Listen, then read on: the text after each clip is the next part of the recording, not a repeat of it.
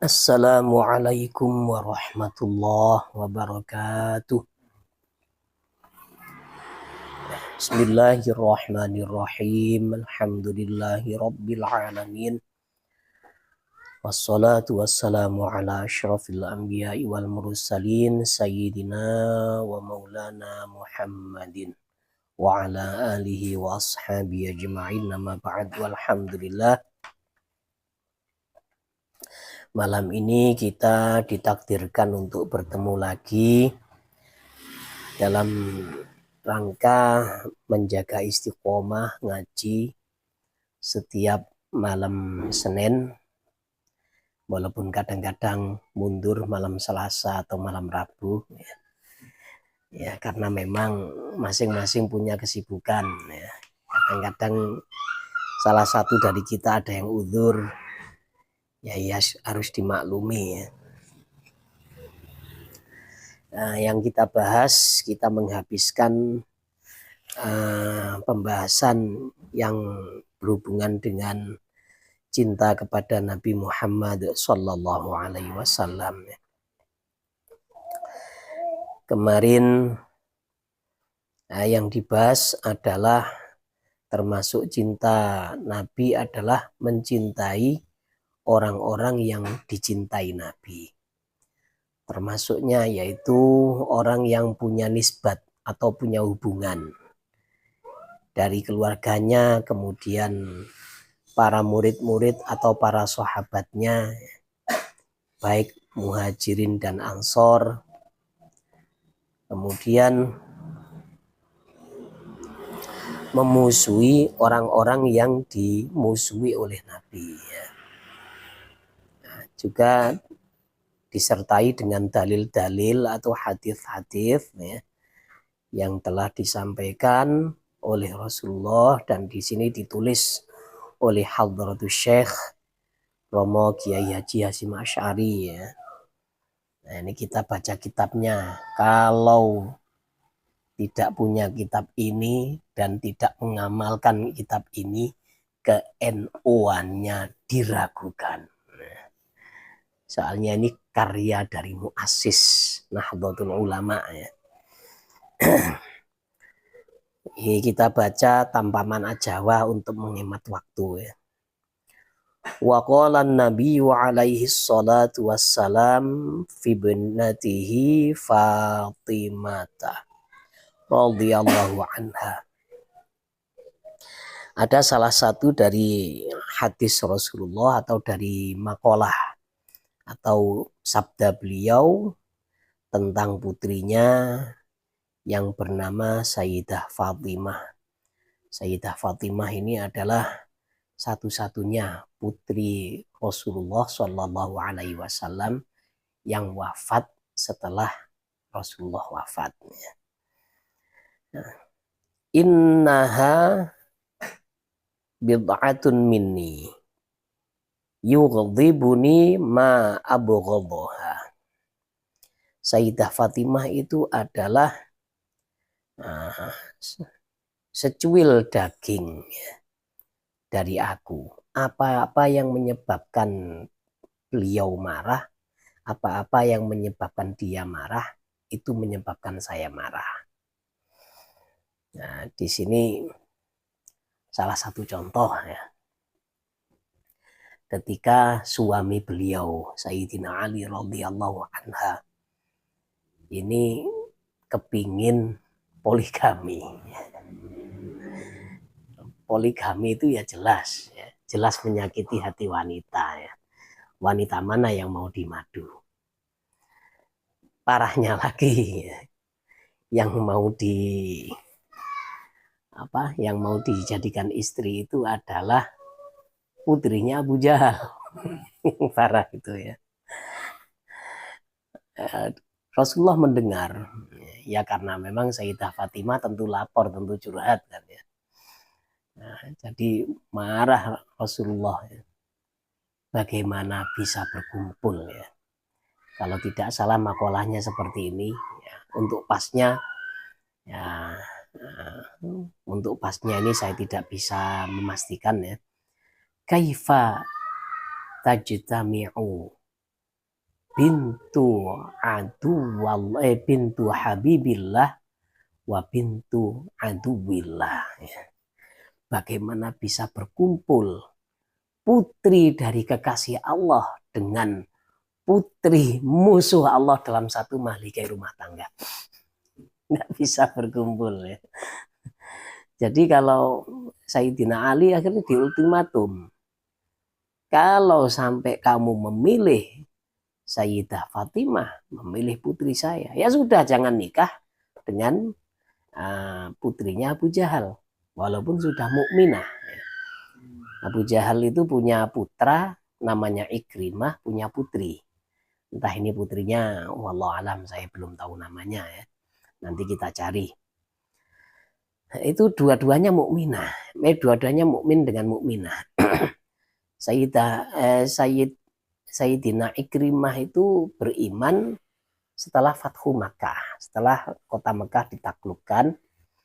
Nah, beliau ini karena divonis hukuman mati gara-gara mengikuti jejak ayahnya untuk menyenangkan ayahnya. Sebenarnya hatinya condong pada Islam, tapi untuk menyenangkan ayahnya, nah, akhirnya ikut-ikut memusuhi Rasulullah. Nah, ketika Rasulullah sudah menaklukkan kota Mekah tanpa peperangan, nah, rombongan beliau tidak berperang, hanya rombongan Sayyidina Khalid bin Walid yang diserang oleh sekelompok orang dari Mekah ya. Sayyidina Ikrimah ini ditulis namanya yang berhak untuk dipancung, lari. Setelah dijemput oleh istrinya bilang kepada Rasulullah, kalau Ikrimah masuk Islam apakah tetap dipancung ya? Tidak dipancung. Akhirnya masuk Islam ya. Nah itu Sayyidina Ali di ultimatum, ya sudah kalau kamu memilih dengan Fatimah, ya tinggalkan putrinya Abu Jahal. Kalau kamu memilih putrinya Abu Jahal, ya sudah ceraikan Sayyidah Fatimah. Ya nggak berani. Ya bagaimana? Nah, Sayyidah Fatimah itu kan Sayyidatun Nisa fil alamin ya. Beliau itu adalah pemimpinnya perempuan-perempuan mukminah di alam dunia ini. Jadi ketuanya wanita yang beriman seluruh dunia, mulai zaman Nabi Adam sampai manusia terakhir. Jadi apa-apa yang menyebabkan Sayyidah Fatimah ini marah, itu menyebabkan Nabi marah juga. Wa qala li Aisyah radhiyallahu anha fi Usamah bin Zaid radhiyallahu anhu, ahibbihi fa inni uhibbuhu. Wa qala alaihi salatu wassalam, ayatul imani hubbul ansari wa ayatun nifaq bughdhuhum. Kita terangkan yang pertama dulu. Sayyidah Aisyah ini mendapatkan perintah dari Rasulullah untuk mencintai Usamah ibni Zaid ibni Harithah. Siapakah beliau ini? Kita tahu bahwa Zaid bin Harithah itu adalah budak yang diangkat menjadi putra Nabi, diadopsi. Awalnya itu dihadiahkan oleh Sayyidah Khadijah untuk jadi budak Nabi, tapi Nabi tidak suka perbudakan. Akhirnya diangkat, ditabani, namanya dulu adalah Zaid bin Muhammad. Tapi setelah turun pembatalan tabani, akhirnya dikembalikan kepada nama asal, nama bapaknya ya. Intisabnya itu adalah Zaid bin Harithah. Zaid bin Harithah ini adalah orang yang sangat disukai oleh Nabi. Begitu juga putranya. Putranya adalah Usamah bin Zaid. Orang yang sangat disayangi Nabi. Jadi orang yang disayangi Nabi itu jangan sampai dibenci. Sayyidah Aisyah walaupun sama-sama disayang oleh Nabi juga disuruh untuk menyayangi Usamah bin Zaid. Dan ada kisah ya, Usamah bin Zaid ini lucu. Usamah bin Zaid dengan bapaknya itu beda. Bapaknya adalah orang berkulit hitam. Ketika menikah dengan Zainab binti Jahsyin nggak cocok, akhirnya terjadi firaq ya, terjadi perceraian. Kemudian menikah lagi, punya anak namanya Usamah bin Zaid, kulitnya putih. Akhirnya menimbulkan gosip. Jangan-jangan ini anak tetangga, bukan anaknya Zaid bin Haritha ya. Tapi ketika itu pas ada sebuah kejadian ya, Sayyidina Zaid dengan Usamah ini tidur bersama sejajar. Kemudian telapak kakinya ini sejajar itu. Terus ada orang ahli nasab lewat. Lah ini dari orang satu katanya itu ya. Telapak kaki ini dari ini gitu. Bahasa Arabnya saya lupa ya.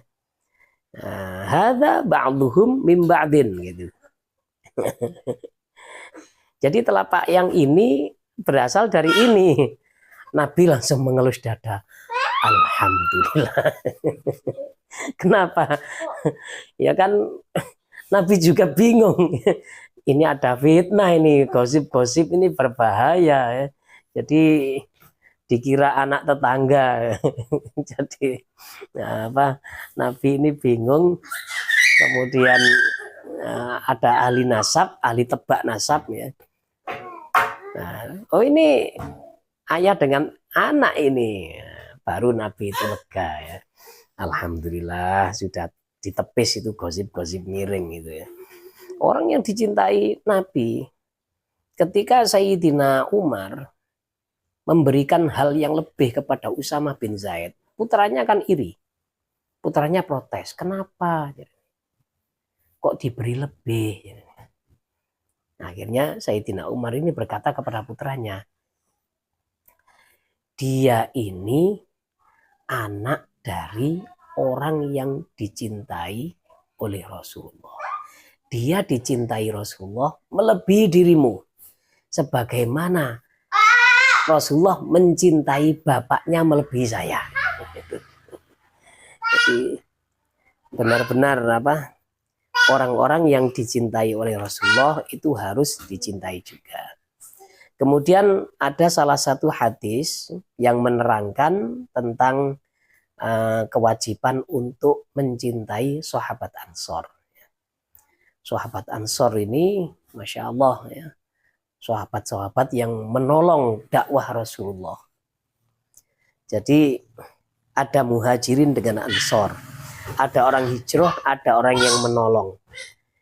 Ya, sahabat muhajirin ini adalah sahabat yang hijrah dari Mekah ke Madinah, kemudian sahabat Ansor ini adalah penduduk asli kota Madinah. Nah, sahabat Ansor ini habis-habisan ketika membela Rasulullah Shallallahu Alaihi Wasallam. Habis-habisan betul.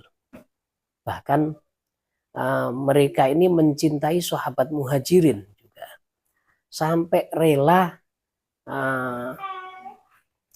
kebunnya dibagi dua. Ada salah satu sahabat Ansor ini punya istri dua. Ketika itu dipersaudarakan dengan Sayyidina Abdurrahman bin Auf. Nah, ketika dipersaudarakan, Sayyidina Abdurrahman bin Auf ini ditawari, kalau sampean mau bekerja untuk nafkah sehari-hari, untuk biaya hidup, saya sudah siapkan separuh dari ladang kurma saya untuk kamu manfaatkan. Terus kalau kamu ingin menikah, nah ini saya punya dua istri, pilih yang mana? Saya tolak satu. Masya Allah, sahabat Ansor ini. Tapi Sayyidina Abdurrahman bin Auf menolak dengan cara halus. Tidak. Kalau untuk masalah kerja, untuk masalah harta, tunjukkan saya di mana pasarnya. nggak minta diberi tidak menolak diberi ladang, cuma disuruh beliau itu minta tolong kepada sahabat yang menawarinya tadi untuk menunjukkan di mana pasar di kota Madinah. Kemudian untuk istrinya, ya sudah saya cari sendiri. Jadi apa kata Rasulullah? Tanda-tanda iman adalah mencintai sahabat Ansor. Dan termasuk tanda-tanda kemunafikan adalah mencintai tanda-tanda kemunafikan adalah membenci sahabat Ansor. Kemudian waqala alaihi salatu wassalam, man ahabbal araba fabihubbi uhibbuhum wa man abghadahum fabibughdhi ubghidhuhum. Ini awas ya, warning. Di Indonesia ini baru-baru ini kan muncul statement anti Arab. Statement anti Arab sampai orang Arab terutama kaum Ba'alawi dihina dengan kata-kata kadrun, kadal gurun gitu ya. Ini kelakuan komunis.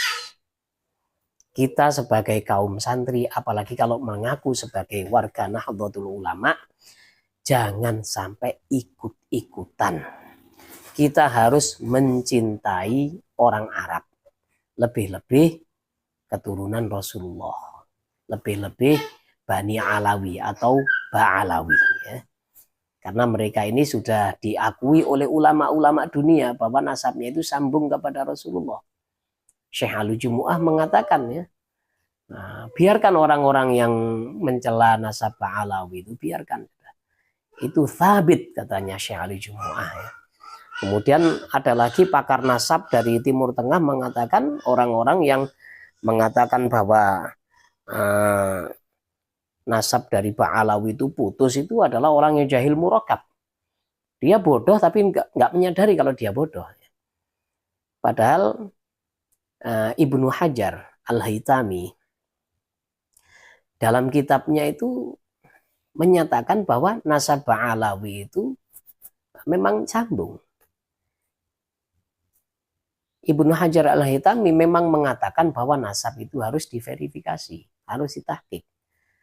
Di samping itu juga beliau sudah mengatakan bahwa nasab Ba'alawi itu sambung.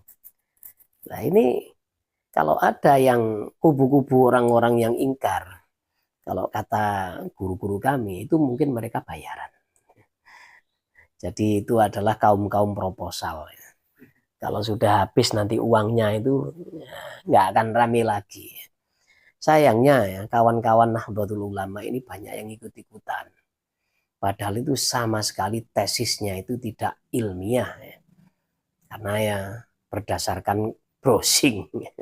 Browsing yang diambil itu adalah makalah-makalah Wahabi, makalah-makalah Syiah itu yang diambil. Anehnya lagi, mereka ini mengatakan walaupun ya seluruh ulama dunia menisbatkan Ba'alawi kepada Rasulullah, saya tidak hakul yakin. Ini kan berarti sudah menutup hati. Jadi kita nggak usah meladeni mereka. Biarlah ya, nanti urusannya dengan Rasulullah nanti. Urusannya dengan Allah nanti. Ya. Kita itu harus mencintai Arab. Ya. Jangan sampai Arab itu dihina. Karena Nabi kita dari Arab. Kemarin-kemarin ya ini gara-gara propaganda dari PKI itu ya. Partai Komunis, anak keturunnya PKI itu. Jadi orang Arab dikatakan kadrun. Kita ambil apalagi yang Nusantara itu ya. Arab itu tidak usah kita ambil budayanya. Kita tidak perlu pakai jubah. Pakai baju takwa, pakai peci, tidak perlu pakai serban. Waduh ini. Nah, jadi yang diambil adalah nilai-nilai positif, ajaran Rasulullahnya. Tapi kalau budayanya nggak usah. Ya kalau budayanya nggak diambil, jangan tanggung-tanggung. Sekalian bahasanya jangan diambil. Jadi kalau bapaknya mati, ya jangan dinamakan sebagai mayit. Anggap saja apa? Jangan dikatakan jenazah, jenazah bapak, jangan bangkai gitu aja. Karena jenazah itu bahasa Arab. Kita itu dengan Arab itu sudah mesra, mulai dari zaman dulu itu sudah mesra. Bahkan Indonesia itu uh, yang boleh memiliki tanah itu kan orang Jawa, orang Indonesia asli dengan orang Arab di sini. Karena yang berjuang memerdekakan Indonesia dari penjajahan Belanda dan Jepang adalah orang Indonesia asli dengan orang Arab, orang Islam. Jadi kenapa presiden di Indonesia itu kok harus Islam? Dan kenapa yang boleh punya tanah itu kok harus apa suku Jawa, pokok suku Indonesia asli dengan Arab. Kenapa? Ya karena yang berjuang mati-matian mengusir penjajah ya memang orang-orang ini. Kalau dulu kan etnis Tionghoa kan nggak boleh itu punya tanah itu nggak boleh. Makanya kalau orang Cina itu beli tanah biasanya atas nama orang Jawa, biasanya gitu. Ya. Karena memang nggak ikut memerdekakan. Ya. Jadi sejarah sekarang dibelokkan. Katanya orang-orang Yaman itu ke sini menjajah. Mana ada ya. Orang-orang dari Arab itu kan ke sini kan memang mereka itu saudara kita seiman. Jadi orang yang anti Arab ini di hatinya itu ada komunisme ya. Ada komunisme, ada kemunafikan itu. Bahaya ini ya. Wa an Jabir radhiyallahu an marfu'an. Hubbu Abi Bakrin wa Umar minal iman wa bughduhuma kufrun. Ya. Wa man sabba ashabi fa alaihi la'natullah wa man hafidhani fihim fa ana ahfadhuhu yaumal qiyamah. Oh tadi yang di atas itu belum kita terjemah ya. Siapa yang cinta Arab, maka aku akan mencintainya. Dan siapa yang benci Arab, maka dengan benciku ini aku membencinya. Bahaya ini ya, jangan sampai membenci orang Arab. Nah itu. Kemudian cinta Abu Bakar dan cinta Sayyidina Umar itu termasuk dari iman. Membenci keduanya adalah kekufuran. Bagaimana mungkin ya, orang-orang yang dekat dengan Nabi itu adalah orang-orang yang jelek? Bagaimana mungkin? Jadi orang-orang yang dekat dengan Nabi, keluarga Nabi, Sayyidina Abu Bakar itu kan juga keluarga Nabi. Sayyidina Umar juga termasuk keluarga Nabi. Dua-duanya kan mertua. Jadi apa? Bagaimana mungkin Nabi itu punya mertua yang jelek? Bagaimana mungkin Nabi punya menantu yang tidak baik? Oh, menantunya kiai saja super, apalagi kalau menantunya Nabi, mertuanya kiai itu biasanya kan orang-orang baik ya. Nah, apalagi menantunya, apalagi mertuanya Rasulullah gitu. Jadi orang-orang yang membenci Sayyidina Abu Bakar dengan Utsman, dengan Sayyidina Umar itu orang-orang Syiah itu ya kufur sudah.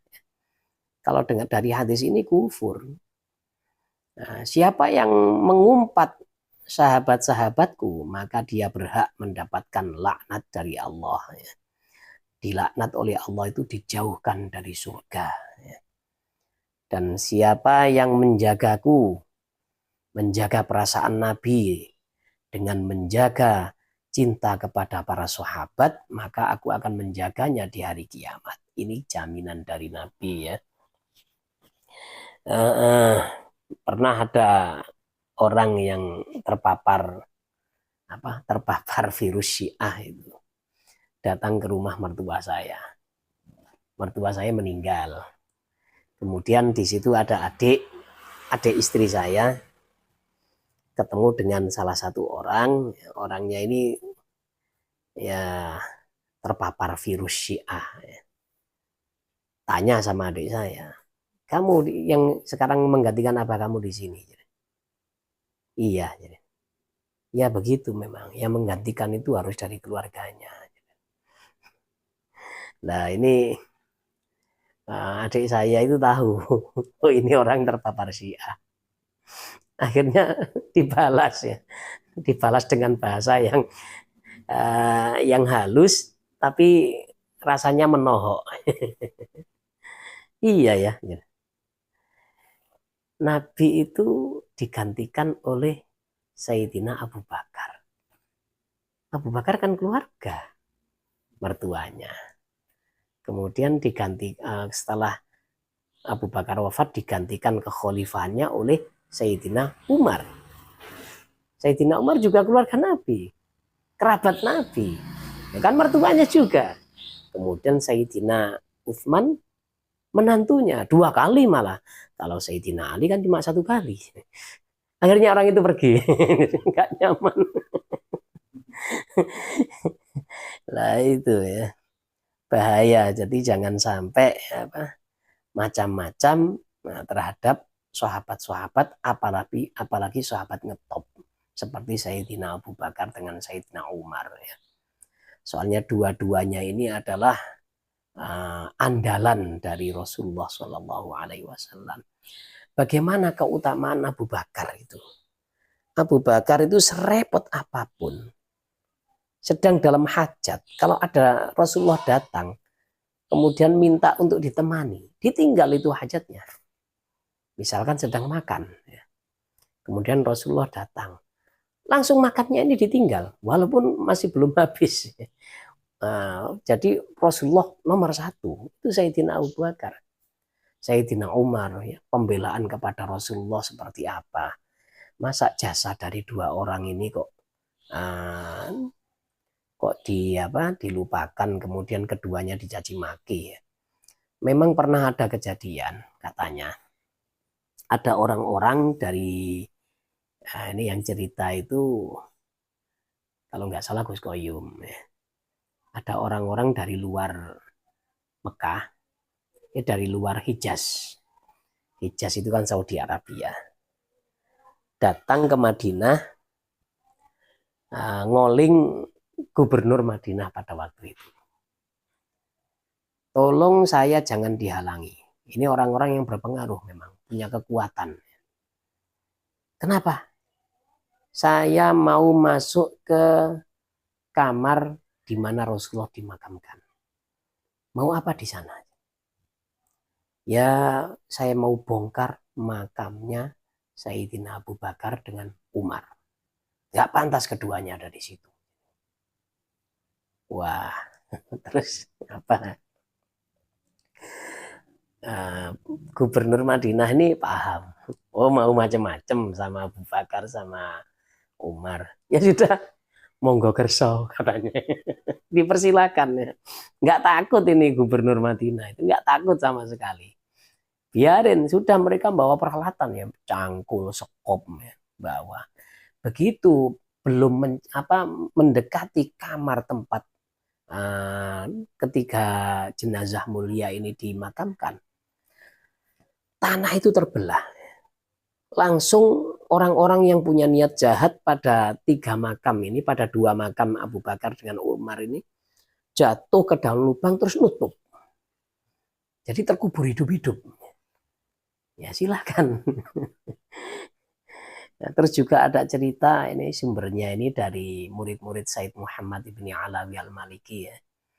Nah, katanya itu salah satu menteri Raja Saudi, menteri kerajaan Saudi ini ada yang sakit. Gara-gara bangun tol gitu ya. Kemudian bilang sama Said Muhammad, saya sakit. Kenapa kamu sakit? Terus dilihat oleh oleh Said Muhammad itu. Oh, kamu ini membangun tol melewati salah satu kuburan dari istri Nabi, Sayyidah Ummu Salamah. Itu yang membuat kamu sakit. Batalkan. Akhirnya dipindah. Sembuh. Jadi ada kualatnya ini ya. kena batunya. Jadi jangan macam-macam dengan sahabat-sahabat Nabi, dengan orang-orang yang dicintai Nabi ya. Wal ahaditsu fi hadzal babi katsiratun wa bil jumlah fa fayajibu ala kulli mukallafin ayyuhibba ahla baitin nubuwah wa jami'as sahabah minal arabi wal ajam. Nah, maka kalau hadis-hadis dalam bab ini, bab cinta sahabat, bab cinta keluarga Nabi itu banyak ya. Kesimpulannya wajib setiap mukallaf, ya, mukallaf yang beriman seperti kita untuk mencintai ahlul bait, ya, ahlu baitin Nabi. Kemudian mencintai para sahabat Nabi, baik dari sahabat yang bangsa Arab juga bangsa Ajam. Bangsa Arab, bangsa Ajam, ketika mereka berkumpul dengan Rasulullah, mereka beriman, mereka menjadi sahabat. Salah satunya siapa? Yang terkenal adalah Salman Al-Farisi. Al-Farisi itu Persia, Iran. Orang-orang Iran. Nah, beliau ini menjadi sahabatnya Rasulullah. Ya wajib kita cintai. Wala yakuna minal ahlul bait. Orang-orang khawarij ini Masya Allah ya, membenci ahlul bait. Nah, sampai salah satu dari mereka itu adalah orang yang membunuh Sayyidina Ali. Ketika orang-orang khawarij ini ingin punya niatan membunuh 3 orang yang bertikai. Ya. Jadi ada sahabat yang memang berselisih, ya, berselisih paham 2 lawan 1. Siapa itu? Yaitu Sayyidina Ali sebagai khalifah yang syah, kemudian Sayyidina Muawiyah sebagai pemberontak yang disokong oleh Amr bin As. Kemudian ada 3 orang khawarij ini punya pemikiran kekisruhan umat Islam ini gara-gara 3 orang ini. Jadi kalau 3 orang ini kita lenyapkan, kita musnahkan, mungkin nggak ada lagi kisruh. Tapi apa kata Rasulullah Shallallahu Alaihi Wasallam ya, kepada Sayyidina Ali? Siapakah orang yang terburuk? Yaitu orang yang membunuhmu. Jadi Sayyidina Ali itu sebelum jauh-jauh sebelum dibunuh itu sudah diberitahu ya, kalau beliau akan dibunuh. Pembunuhnya adalah Khawarij, Abdurrahman bin Muljim. Ya. Hafal Quran itu. Masya Allah. Bajingannya hafal Quran. Ya. Mutqin ya, lancar Qurannya. Itu membunuh Sayyidina Ali. Dengan alasan apa? Sayyidina Ali ini berhak dibunuh karena memerangi sesama umat Islam. Ya, karena memerangi dan membunuh sesama umat Islam, sesama sahabat. Nah, itu katanya. Nah, tapi kan orang Khawarij ini tidak tahu. Ya. Nah, kalau ada kelompok yang memberontak, fa imbaghat ihdahuma 'alal ukhra faqatilul lati tabghi. Kenapa tidak dibaca ayat ini ya? Kalau ada kelompok wa in ta'ifatani minal mu'minin naqtatalu fa aslihu bainahuma ya. Kalau ada 2 kelompok dari umat Islam yang bertikai, maka harus diislah, harus didamaikan. Kalau fa'im baghat ihdahuma al-ukhra, kalau salah satu ini baghat, memberontak dan menyerang satunya, faqatilul lati tabghi. Maka perangi yang berontak itu. Nah, yang memberontak ini kan kubu Sayyidina Muawiyah. Jadi Sayyidina Ali memerangi Muawiyah memang benar karena apa? Nah, dalam negara tidak boleh ada 2 pemimpin karena nanti pasti rusak ya. Dualisme kepemimpinan itu tidak akan membangun, pasti merobohkan negara. Jadi harus diperangi ya. Nah, kemudian pada waktu menjelang subuh itu Sayyidina Ali ketika akan melaksanakan sholat subuh oleh Abdurrahman bin Muljim ini dibacok, kena kepalanya, sampai darahnya sampai ke jenggot. Nah, kemudian sahabat-sahabat ini langsung menggeruduk, ya, langsung dikeroyok itu. Nah, orang-orangnya Sayyidina Ali langsung mengeroyok Abdurrahman bin Muljim, ditangkap. Kemudian Sayyidina Ali, dah saya maafkan. Tapi ingat, kamu harus bertanggung jawab atas perbuatan kamu. Kalau nanti saya mati, kamu harus dikisos. Digitukan oleh Sayyidina Ali. Akhirnya dikisos. Karena Sayyidina Ali setelah itu wafat. Nah ini orang-orang Khawarij, ya, mereka berpikiran ekstrim. Ya. Wala yakuna minar rawafidhi fi bughdhi sahabati. Fala yanfa'uhu khina idzin hubbu ahlil bait. Jangan sampai menjadi kelompok orang-orang Syiah Rafidhah. Mereka ini membenci sahabat. Maka walaupun mereka cinta kepada ahlul bait, itu tidak akan bermanfaat. Ya. Orang Khawarij membenci ahlul bait, walaupun mereka cinta sahabatnya tidak berguna. Orang Syiah Rafidhah memang cinta ahlul bait, tapi mereka benci sahabat. Cinta ahlul bait tidak bermanfaat, tidak berguna bagi mereka. Ya. Tidak bisa mendapatkan syafaat dari Rasulullah besok. Ya. Wala yakuna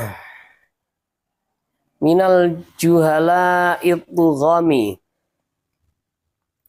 haitsu yakrahuna al-araba bi tab'il mulami. Dan jangan sampai menjadi orang-orang yang bodoh, yang hina-hina, sekira mereka ini benci kepada Arab. Ya. Pesan dari Hadratus Syekh, jangan membenci Arab. Ya. Kalau benci Arab sudah, ya. Jadi jangan pakai bahasa Arab yang walaupun sudah menjadi bahasa Indonesia. Ya. Kalau mati nggak usah disebut jenazah, tapi bangkai. Ya. Orang Jawa bilang batang. Ya. Wa min alamati mahabbatihi alaihi salatu wassalam bughdu man abghadallaha wa rasulahu wa mu'adatu man 'adahu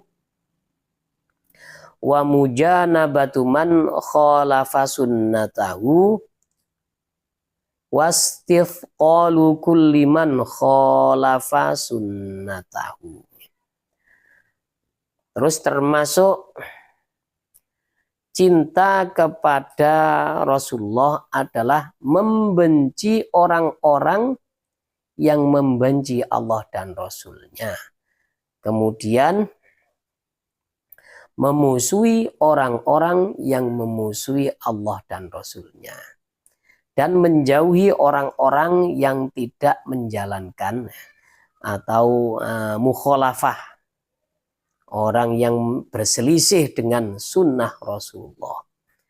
Dan orang yang setiap orang yang berselisih dengan sunnah Rasulullah itu harus dianggap melakukan perbuatan yang berat, ya, kesalahan yang fatal itu.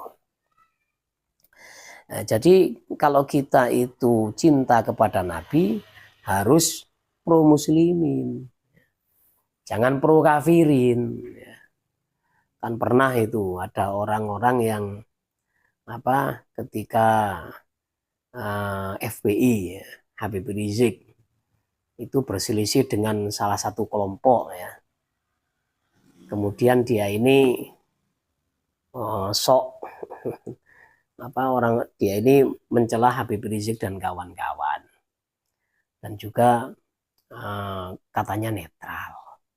Padahal musuh Habib Rizik itu bukan orang Islam. Ahmadiyah. Musuhnya Habib Rizik. Bubarkan Ahmadiyah, kan gitu. Ahmadiyah itu bukan Islam lagi. Karena apa? Akidahnya sudah nyeleweng. Ya. Mirza Ghulam Ahmad dikatakan Nabi. Padahal Nabi setelah Nabi kita tidak ada Nabi lagi. Itu sok damai. Islam itu tidak seperti itu, tidak kasar kayak Habib Rizik, dihina-hina kayak gitu ya. Nah kalau semuanya lemes, nggak ada taringnya umat Islam. Ya memang ada sahabat itu yang lemah lembut, Sayyidina Uthman. Tapi juga sahabat yang menjadi taring itu ya harus ada Sayyidina Umar. Supaya Islam itu tetap dibawa. Jadi umat Islam itu ibaratnya satu tubuh manusia. Ada yang menjadi kulit halus, ya. Ada yang menjadi tulang harus keras.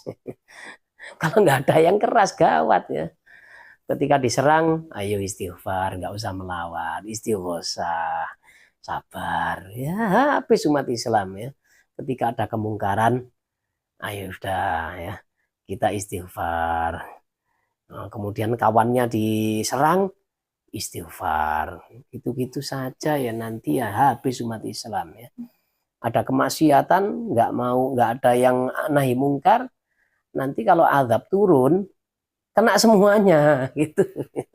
Kata almarhum ya Kiai Haji Zainuddin MZ ya.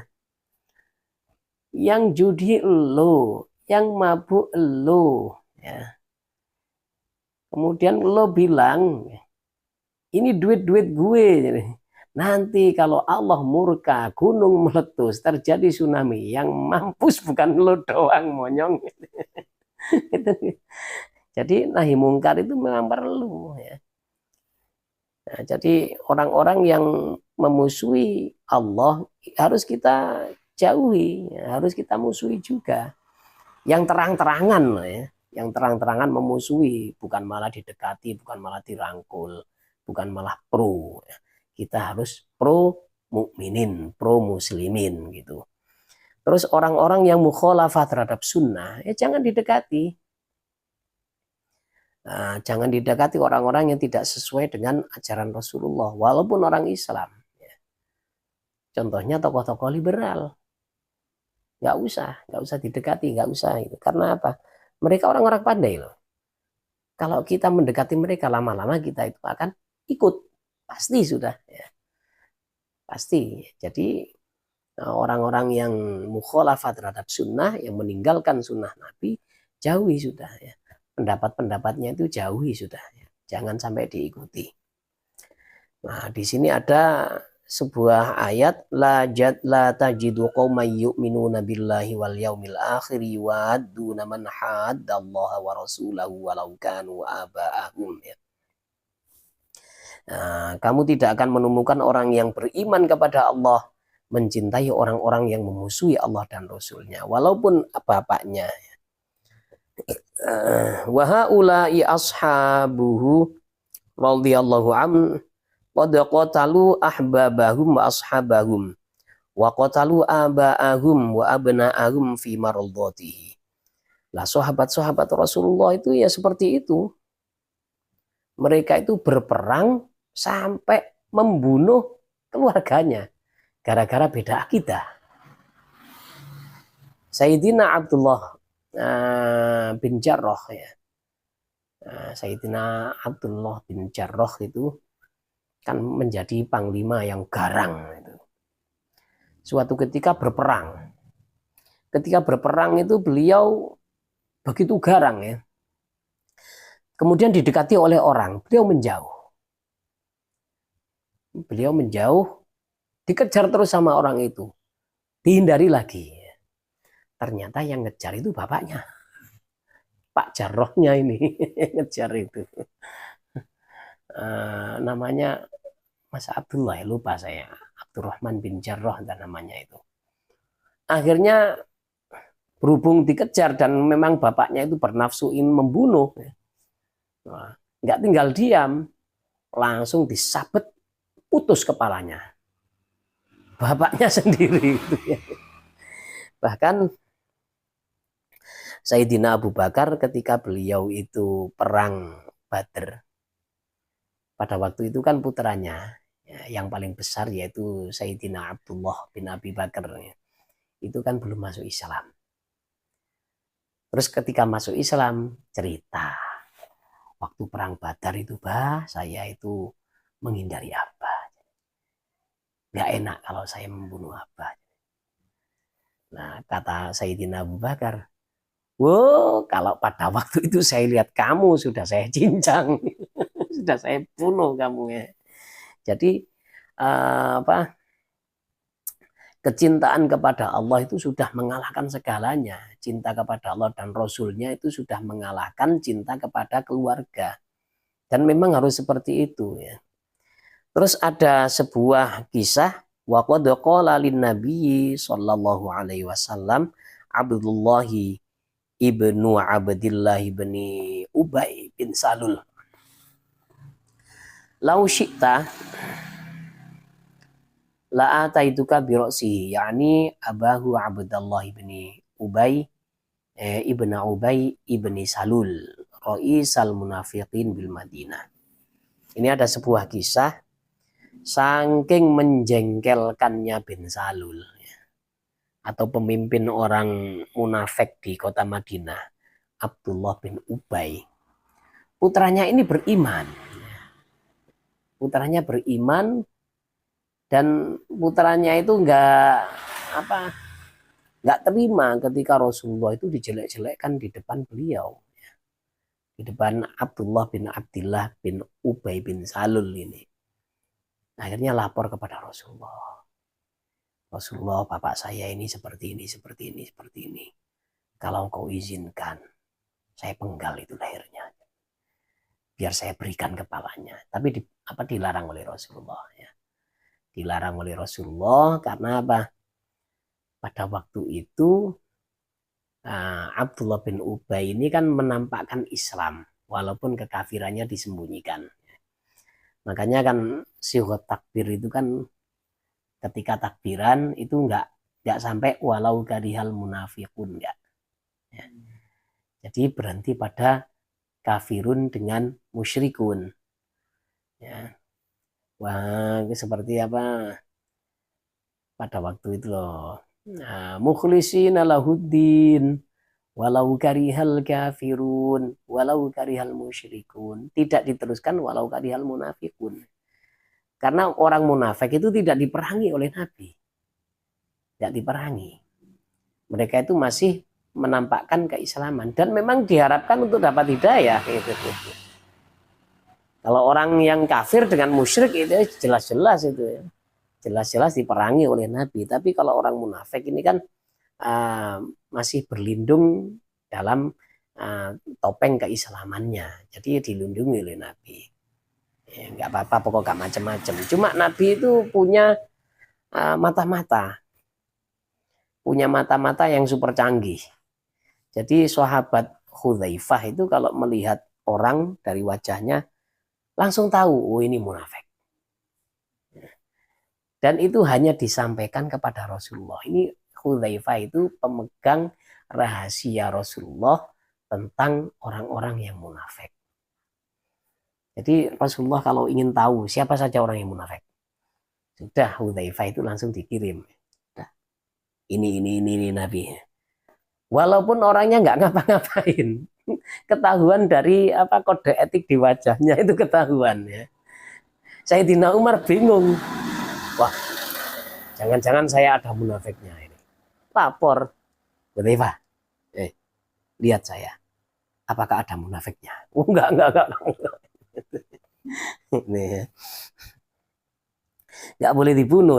Jadi sama Nabi jangan dibunuh ya. Ya, jadi kamu jaga hubungan baik dengan bapak kamu ya. Tapi kalau yang lain yang jelas-jelas kafir seperti Jarrah itu ya. Oh ya, Abu Ubaidah ya, Abu Ubaidah bin Jarrah itu. Nah, Abu Ubaidah membunuh bapaknya sendiri. Ya enggak masalah karena memang bapaknya kafir ya. Wa minha an yuhibbal Qur'an alladzi utiya bihi wa hada bihi wahtada wa takhallaqa bihi hatta qalat Aisyah radhiyallahu an kana khuluquhul Qur'an wa hubbuhu lil Qur'an tilawatuhu wal amalu bihi wa tafahumuhu. Termasuk tanda-tanda cinta kepada Nabi Muhammad Sallallahu Alaihi Wasallam adalah mencintai Al-Quran yang diberikan kepada Rasulullah. Jangan sampai kita itu dikatakan sebagai muhajirul Quran, orang-orang yang meninggalkan Al-Quran. Nah, karena Al-Quran ini memang kitab panduan pedoman untuk keselamatan dunia dan akhirat. Nah, jadi kalau kita itu pingin selamat dunia akhirat, harus tahu makna Quran. Makna Quran itu apa? Hadis. Jadi makna Al-Quran itu adalah hadis-hadis Rasulullah. Nggak boleh kita menerjemah sendiri, nggak boleh. Kalau terjemah kita nggak punya keahlian, walaupun terjemahnya benar, itu salah. Ya, bukan dokter nyuntik, walaupun bermanfaat. Ya. Yang disuntik sembuh. Ya. Dia bisa dituntut di pengadilan, ya, gara-gara bukan ahlinya kok nyuntik. Ya, itu ya. Bukan mantri, bukan dokter, kok macam-macam. Nah, ini. Jadi Al-Quran harus diterjemah sesuai dengan hadis. Karena wa anzalna ilaika dzikra litubayyana lin-nasi ma nuzila ilaihim. Allah itu sudah menurunkan zikr, ilmu menterjemah Al-Quran. Itu sudah diberikan kepada Nabi. Jadi apa yang disabdakan Nabi itu pasti pas dengan Al-Quran. Itu adalah makna Al-Quran. Itu. Dan termasuk cinta Al-Quran adalah sering membacanya. Nah ini kita harus introspeksi. Kita sering membaca WA, Facebook, TikTok daripada membaca Al-Quran. Dan mengamalkannya juga berusaha memaham artinya. Nah kalau sekarang ini di kota kita ya. Dan mungkin di semuanya ya, di semua kota mungkin di Indonesia ini.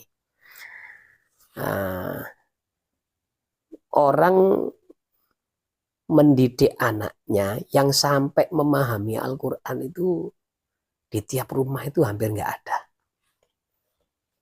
Rata-rata anak itu dididik Al-Quran sebatas bisa membaca. Dan itu biasanya ya nggak selesai. Biasanya nggak selesai kalau membaca. Kalau nggak sampai dalam kategori mahir. Belum mahir gara-gara sibuk les dengan kegiatan sekolah, ekskul dan lain-lain. Akhirnya ngaji di nomor sekian kan. Nah itu. Ini kekeliruan dari orang tua ini. Orang tua itu harusnya lebih perhatian pada masalah agama daripada masalah yang lain. Jadi kalau mengaji Al-Quran, anaknya ini jangan sampai hanya sebatas bisa membaca saja, tapi harus mengetahui kandungannya. Eman loh eman ya. Kalau kita itu nggak tahu kandungan Al-Quran itu sayang sekali. Al-Quran itu ilmu segala zaman memang. Bagaimana dalam Al-Quran itu sudah diceritakan akan muncul pesawat terbang, itu sudah ada ya. Dalam surat Yasin itu sudah ada isyarah kemunculan pesawat terbang ya. Kemudian isyarah di atas angkasa itu hampa udara itu ya ada.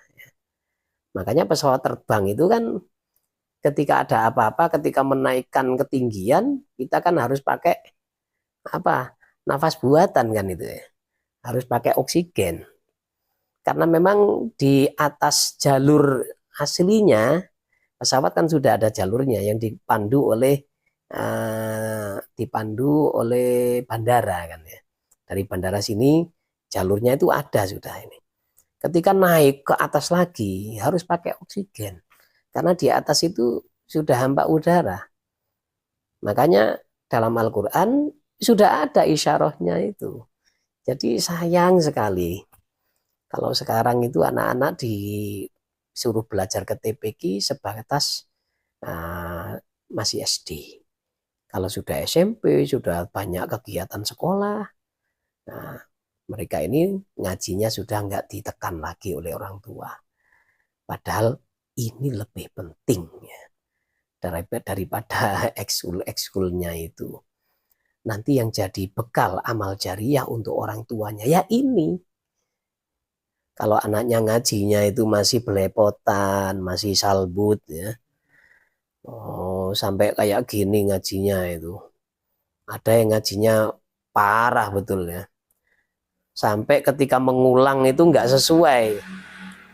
Kita kalau mengulang kalimat ketika nafas habis mengulang itu kan harus dari awal kalimat, bukan dari huruf terakhir. Rata-rata huruf terakhir ya. Fa illam taf'alu wa lan taf'alu lu fatakun narallati waquduhan nasu suwal hijaroh. Waduh, acur. Baca Quran kok kayak gini nih. Payah ini. Nah, gitu ketika SMP nggak ditekan lagi, nanti yang rugi orang tuanya.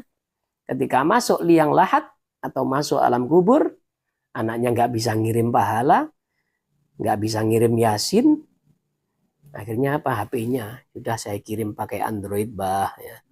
Yasin ya nggak nyampe ya. Jadi yasin dari HP itu nanti kalau pahalanya nggak seberapa, meskipun apa ketika diperdengarkan memang bisa mengambil manfaat yang ada di dalam kubur HP itu. Seperti rumput ya, rumput itu yang tumbuh di atas kuburan jangan dicabut. Karena dia bertasbih dan tasbihnya itu membuat nyaman si penghuni kubur gitu. Nah, tapi kalau HP-nya dibawa, nah sudah anaknya di rumah nggak ada yang ngirim, anaknya goblok semuanya, nggak ada yang bisa ngaji, rugi, rugi betul orang tua ya. Nah, mereka ini lebih mementingkan ijazah daripada ngaji Al-Quran. Harusnya dipaham karena Al-Quran itu adalah akhlak Rasulullah. Kita kalau mencontoh Rasulullah itu memang sulit. Sulit. Akhlak Rasulullah itu akhlakun azimah, bukan akhlakul karimah, bukan. Kalau akhlakul karimah itu ya akhlak kita harusnya. Tapi kalau akhlak Rasulullah akhlakun azimah ya. Bagaimana Rasulullah itu seharusnya berhak untuk marah tapi nggak boleh marah. Kalau akhlak azimah itu seperti itu. Ketika Rasulullah sedang enak-enaknya debat dengan Abu Jahal, dengan abu-abu yang lain itu, datang Abdullah bin Umi Maktum, seorang yang buta.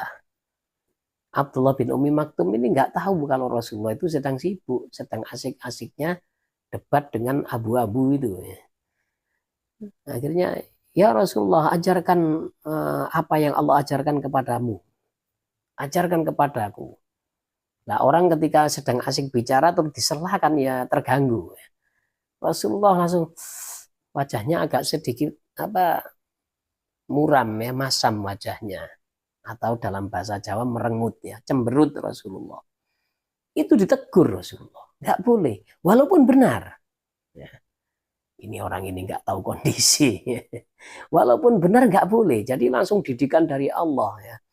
Berat sekali. Kalau ada orang yang bisa mencontoh akhlakul azimah dari Rasulullah jadi wali betulan. Nah, contohnya akhlakul azimah itu kalau memberi itu sudah tidak takut miskin. Yaitu akhlak Rasulullah.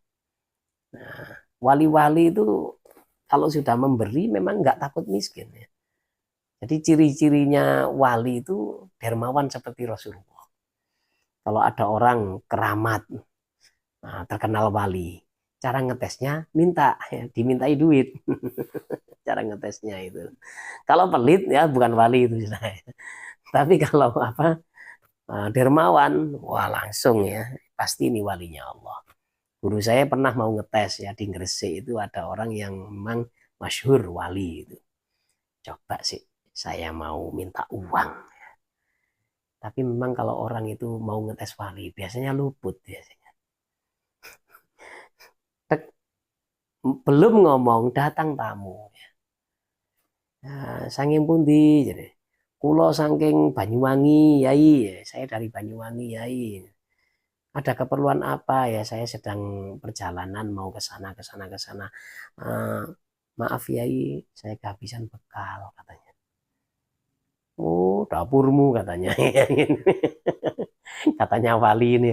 Langsung dari saku itu banyak uangnya itu diambil terus diberikan semuanya tanpa dihitung. Guru saya melas ya. Ya Allah, sudah dari tadi saya ngincer ternyata kedahuluan. Awas kamu. Memang orang Toma itu biasanya luput.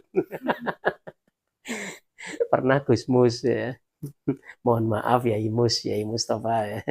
Nah, saya menceritakan antum ya. Gusmus ini pernah apa sowan Yai Hamid ya. Yai Hamid pada waktu itu dapat salam tempel. Berhubung muncul tomaknya Gusmus ini. Kan masih kerabat sama Yai Hamid. Biasanya nyiprat ini salam tempelnya. Yai Hamid tahu. Langsung dibawa masuk. Gak usah harap-harap. Itu kalau wali ya. Jadi bisa mencontoh akhlakul azimahnya Rasulullah. Wah ini ya. Pasti jadi wali ya. Nah, salah satunya adalah mencintai Al-Quran dengan kita itu sering membacanya. Kemudian wa ayyuhibba sunnatahu wa yaqifa inda hududiha. Cinta sunnah Rasul. Kata Imam Ghazali, orang tidak mengamalkan Rasul, sunnah Rasulullah itu adalah orang yang sangat tidak bersyukur. Ya. Nah, sunnah Rasulullah banyak sekali ya. Sunnah Rasulullah itu bagaimana kita memulainya. Pertama kita mulai dari hal-hal yang wajib. Yang fardu-fardu itu harus kita sempurnakan sesempurna Rasulullah menjalankannya. Walaupun kita, mohon maaf ya, kita kalau wudhu menurut mazhab Syafi'i, ketika kita membasuh satu kali wajah, ya, asal sudah pas yang dibasuh, tidak terlewatkan sama sekali, itu sudah sah. Tapi sunnahnya kan 3. Ketika kita mengusap kepala, ini kan kewajiban. Mengusap kepala, kalau dalam mazhab kita, mazhab Syafi'i, kan cukup satu helai rambut yang masih ada di kepala kita usap dengan sedikit air kan sudah sah. Tapi itu tidak dianjurkan oleh Imam Syafi'i. Imam Syafi'i menganjurkan untuk mashunya di mana? Di masjid. Nah, Rasulullah suka di masjid. Rasulullah itu berlama-lama di masjid. Ya kita harus begitu. Kalau ketika waktu senggang, kita harus ke masjid. Terus fikir Rasulullah itu bagaimana? Kita harus contoh semuanya fikir Rasulullah. Dan ini memang berat. Memang berat. Tapi kita laksanakan yang wajib-wajib dulu kita sempurnakan. Dan minta untuk diberi kekuatan untuk melaksanakan yang lain. Untuk bertakhalluk dengan khuluqu Rasulullah ya, berakhlak dengan akhlak Rasulullah, kita minta diberi kekuatan. Kalau Allah sudah memberi taufik kan semuanya mudah gitu ya.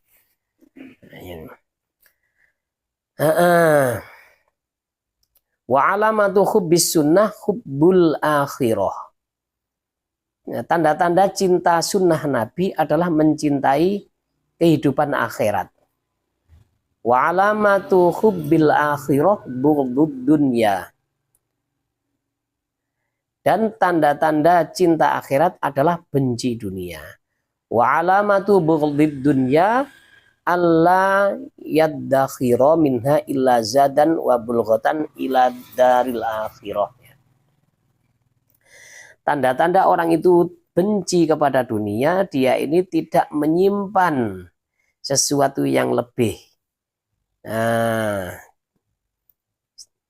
dia tidak menyimpan dunia kecuali hanya bekal untuk ibadah. Nah, ini ya. Jadi kerjanya uang yang dikumpulkan itu semuanya untuk bekal ibadah, bukan untuk yang lain-lain. Bukan untuk bersenang-senang, bermewah-mewahan. Misalkan bermewah-mewahan bagaimana. Orang sudah punya satu mobil, kemudian koleksi lagi. Nah, sudah mobilnya miliaran, belinya nggak cukup satu. Ini apa itu? Anggota DPR. Sudah kemarin ya, kena demo. Ya memang tukang ngabisin duit itu DPR itu ya. Mulai belum zaman pilihan nama langsung, mulai belum coblos nama, mulai coblos partai itu sudah menghabiskan uang itu DPR itu.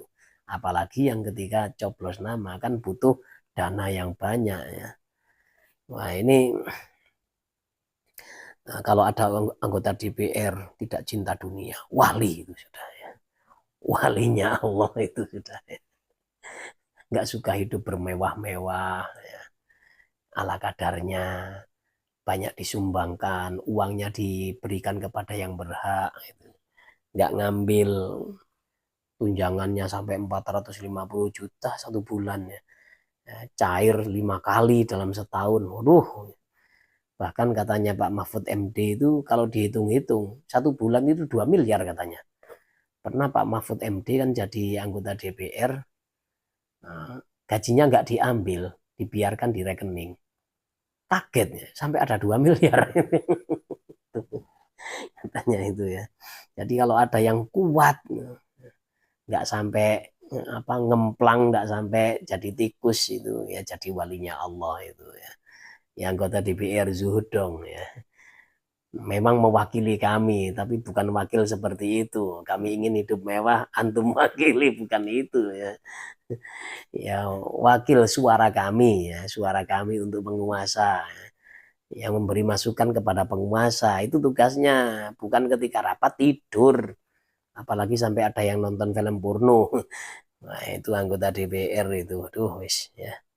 Memang nah, Rasulullah itu ketika beliau ada uang di rumahnya, nggak sampai menginap satu malam, langsung dikeluarkan. Nah, ya sulit kalau kalau mencontoh yang kayak gini ya. Jadi untuk melatih tawakal, besok makan apa, sekarang nggak punya uang, lah itu sulit bukan main ya. Aduh, wa min alamati mahabbatihi alaihi salatu wassalam syafaqatuhu ala ummatihi wa nusfuhu lahum wa sa'yuhu fi masalihihim wa raf'ul madari anhum kama kana Rasulullah sallallahu alaihi wasallam raufar rahimah. Termasuk tanda cinta Nabi adalah punya syafaqoh atau punya rasa kasihan kepada umat Nabi dan selalu mengharapkan kebaikan kepada umat Nabi. Nasihat mengharapkan kebaikan. Tidak rela kawannya itu terkena satu musibah, tidak rela kawannya tidak benar. Nah, itu termasuk ciri-ciri cinta kepada Nabi ya. Soalnya kita itu ya itu termasuk termasuk kepedulian kepada sesama, termasuk hak-hak persaudaraan, kita tidak membiarkan saudara kita melenceng. Jadi jangan sampai berpendapat gini, wah kalau saya, kewajiban saya adalah keluarga. Keluarga saya didik betul, saya jauhkan dari kemaksiatan. Saya tuntun betul untuk ketaatan. Tetangga sebelah, tetangga depan, belakang, biarin apa kata mereka. Mereka nggak ada yang, mereka nggak sholat, mereka nggak zakat, bukan urusan saya. Nggak boleh seperti itu ya. Memang kalau untuk keluarga itu sifatnya adalah anfusakum, jaga betul. Jadi keras ya. Kita menjaganya itu dengan keras. Tapi kalau untuk tetangga kita modelnya dakwah, mengajak. Mengajak kan nggak harus pandai. Ayo ke masjid sholat. Nggak harus hafal kitab Fathul Mu'in. Kan cukup mengajak ya. Di sana ada ustadz, malam Rabu ngajar Fathul Muin, ya. Ayo ya, malam Senin belajar ke ngajilan ngopi santai channel, nah, gitu kan cukup mengajak kan, nggak perlu pandai-pandai amat, yang penting bisa ngomong. Itu termasuk apa fikirnya Rasulullah ya. Kenapa kok kita harus peduli kepada tetangga? Ya untuk menyelamatkan kita sendiri sebenarnya. Kita hanya peduli pada keluarga. Tetangga kita nggak peduli. Kemudian anak kita bermain dengan anak tetangga. Akhirnya ikut-ikutan. Lah kan payah. Anak tetangga nggak ada yang sholat. Anak kita keluar main jauh. Ikut-ikutan nggak sholat. Ikut-ikutan mabuk. Kan bahaya juga. Jadi kita apa peduli kepada tetangga itu supaya kita itu membangun kondisi lingkungan yang kondusif itu. Supaya kita sendiri juga aman sebenarnya.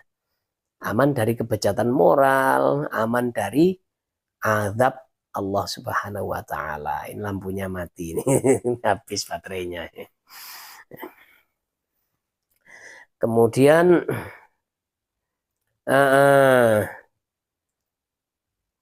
sifat Rasulullah itu ya seperti itu, Raufur Rahim. Ya.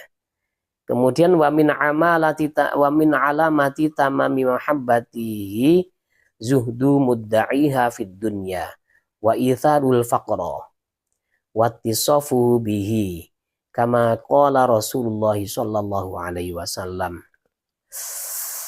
li Abi Sa'idin Al-Khudri radhiyallahu an innal faqra ila man yuhibbuni asra'u minas sayli min a'lal wadi awil jabali ila asfalihi. Termasuk tanda cinta kepada Rasulullah Shallallahu Alaihi Wasallam yang sempurna adalah kezuhudan dari orang yang mencintai beliau. Zuhud itu hidup sederhana, hidup ala kadarnya, itu zuhud. Jadi meninggalkan kemewahan-kemewahan dunia. Ya, zuhud itu modelnya apa, kita harus baju jelek, apa harus apa rumah yang tidak bagus, enggak begitu ya. Zuhud itu gambarannya hatinya tidak mencintai dunia. Ya, jadi kalau umat Islam itu ya pakai baju bagus itu harus. Ya. Kenapa umat Islam dulu ketika Tariq bin Ziyad itu mampu menaklukkan Spanyol? Karena umat Islam itu bergengsi. Punya sekolahan yang bagus, seragamnya bagus. Ya. Kemudian apa? Tatanan dari lingkungannya juga baik. Orang-orang kafir kan kepencut, akhirnya masuk Islam. Nah gitu. Kalau umat Islam seperti gembel semuanya, ya nggak ada anunya nanti ya, nggak ada haibahnya, nggak ada harganya di mata orang-orang kafir. Ya. Jadi kita memang kalau kita punya uang, kita berpakaian mewah, nggak masalah. Yang penting hatinya tidak mencintai pakaian mewah tersebut. Seperti yang dilakukan oleh Sayyidina Ali Zainal Abidin. Cucu dari putra dari Sayyidina Ali, putra dari Sayyidina Husain.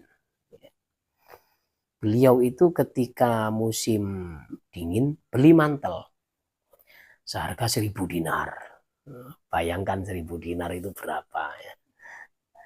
Kemudian baju ini ketika musim panas disedekahkan. Nah ini yang berat. Jadi dunia hanya di tangan, tidak dalam hati. Itulah zuhud. Nah, jadi kalau ada dunia di tangan itu nggak dieman-eman gitu loh. Kalau saatnya keluar ada orang yang membutuhkan, sudah berikan. Itu namanya zuhud. Kalau kita dunia segala-galanya, ya itu belum zuhud. Ya. Masih punya perasaan, masih punya sifat bakhil, itu ya belum zuhud. Ya.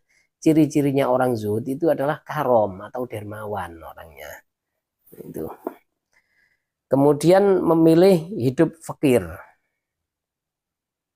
Nah, Rasulullah itu orang kaya sebenarnya, tapi memilih hidup miskin. Ahyini miskinan, watawafani miskinan, au kama qala Rasulullah itu. Tapi ya jangan sampai kita hina gitulah ya. Said Muhammad bin Alawi Al-Maliki, beliau itu mengikuti madhab ulama-ulama yang memang menjaga penampilan yang perfect. Bajunya bagus, tongkatnya mahal, mobilnya mahal. Tapi ketika beliau itu masuk hotel, beliau kan pernah hadir di Jakarta, murid-muridnya terlambat, tidak menyambut beliau. Akhirnya beliau memesan salah satu hotel bintang 5. Ini bukan hotel main-main, hotel paling mewah. Nah, beliau memesan hotel, kemudian tidur di bawah, tidak tidur di atas kasur. Kenapa? Alasannya beliau memesan hotel 45 gara-gara marah kepada para muridnya. Tidak menghargai ilmu yang saya bawa. Sampai terlambat datang untuk menyambut. Miskomunikasi. Saya tidur di bawah, tidak tidur di atas ranjang. Karena apa? Tawaduk kepada Rasulullah. Nah ini zuhud betul gitu ya. Jadi tidak memanfaatkan kemewahan yang ada di situ. Jadi kemewahan, jadi harta itu hanya ada di tangan, tidak ada di hati. Kemudian yang disabdakan oleh Rasulullah ya, kefakiran orang yang cinta kepadaku itu akan didatangi oleh kefakiran. Secepat aliran air dari atas jurang atau dari atas gunung ke bawah. Waduh, kalau cinta Rasulullah betul fakir nanti. Apakah begitu? Ya wallahu alam ya. Ya semoga ya. Tapi untuk apa Rasulullah mengajarkan doa kaya? Allahumma ya, ini as'alukal huda wattuqa wal afafa wal ghina itu. Ghina itu kaya ya. Maksudnya fakir itu hatinya itu merasa butuh kepada Allah. Hatinya merasa butuh kepada Allah ya. Itu kita fakir itu. Kalau kelihatan fakir ya janganlah. Nanti kita tidak ada harganya. Jadi kiai kok sarungnya jelek, kopiahnya jelek. Ya nanti ya kurang dihargai ya. Ya kalau zaman dulu. Kalau zaman dulu memang dihargai ya. Pokoknya kelihatan kiai, orang alim dihargai. Tapi kalau zaman sekarang kiai kok tumpaan di sepeda ontel, ya kurang berharga di mata masyarakat ya. Wabil jumlati fa ma'nal mahabbah lin nabi sallallahu alaihi wasallam husnul mutaba'ati wa mudawamatul muwafaqati lahu sallallahu alaihi wasallam wa i'tiqadu wujubi nusrati dinihil qawim wa dzabbu an syari'atihil mutahharah wal inqiyadu laha wasyauqu ilaihi sallallahu alaihi wasallam. Kesimpulannya, makna atau arti cinta kepada Nabi Muhammad sallallahu alaihi wasallam itu adalah husnul mutaba'ah, mengikuti dengan baik. Kemudian mudawamatul muwafaqah, selalu muwafaqah, selalu mencocokkan diri kepada Rasulullah. Dan punya keyakinan wajib menolong agamanya Rasulullah dan menolak hal-hal yang menjelek-jelekkan syariatnya Rasulullah dan juga mengikuti syariatnya Rasulullah, dan terakhir adalah rindu kepada beliau. Demikianlah ciri-ciri orang cinta kepada Nabi Muhammad Sallallahu Alaihi Wasallam. Semoga kita bisa mengamalkan, ya. Semoga Allah memberikan taufik, memberikan kekuatan agar kita bisa meniru akhlak Rasulullah Sallallahu Alaihi Wasallam. Subhanakallahumma bihamdika asyhadu an la ilaha illa anta astaghfiruka wa atubu ilaik. Wassalamualaikum warahmatullahi wabarakatuh.